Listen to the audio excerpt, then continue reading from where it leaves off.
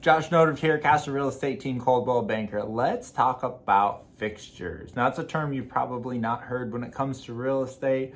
So we call it real estate. It's actually real property. And so when you buy a house, you're buying real property. And inside of that property is something we call personal property, right? The couch, the TV, the shoes, the clothes, the dresser, the bed, that's all personal property.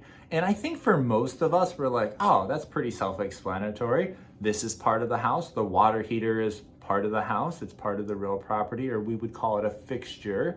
The ceiling fan is a fixture. It's part of the property. The dishwasher is a fixture. So at first glance, it seems like something we shouldn't even have to talk about, but it gets a little trickier because every once in a while, the seller and the buyer, maybe they don't agree completely about whether or not it is a fixture, whether or not it's real property or personal property. So a fixture is anything that's permanently attached to the house or is considered to be part of the house. And our offer to purchase actually lists out a bunch of them.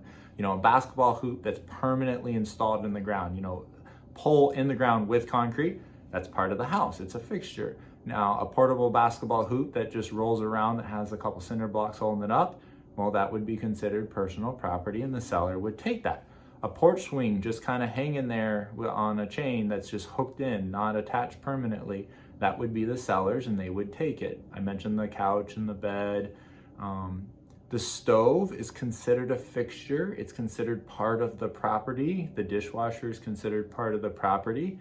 If the microwave is mounted, in the cabinets over the stove in a permanent setting, that's a fixture. If the microwave is sitting on the counter, just resting on the counter, it would be considered personal property. Two other ones that I think are worth talking about, and then I'll throw some silly examples out and we'll be done. The refrigerator is considered personal property. It belongs to the seller.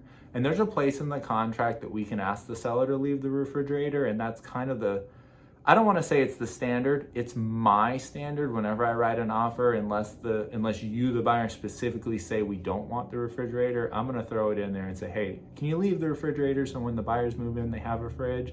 And then the other one that's a little less standard is the washer and dryer. Just kind of depends. Sometimes the sellers are moving overseas or they're planning on upgrading or they don't want to pack them and they'll leave them. Sometimes they want to take them, they just bought new ones. So we can talk about washer and dryer if you guys want those and ask them to leave them. Now, some ones that you think shouldn't even have to be talked about, and I think the funniest one is the flooring. Someone installed a floating floor, the vinyl planks that snapped together, they weren't glued, they weren't bolted, they were just floating. And the contract says that the flooring is part of the house, even if it's just floating. Now, that's not like an area rug. An area rug would be considered personal property, but the flooring stays, the blind stays. The curtain's a little trickier because they're just hanging on a curtain rod, so the curtains could go, but technically the rods stay. So I think it's important we talk about this just so you understand what is being left behind, especially if they're still living there when they move out. So that's what you need to know about fixtures, real property, personal property, and have a great day.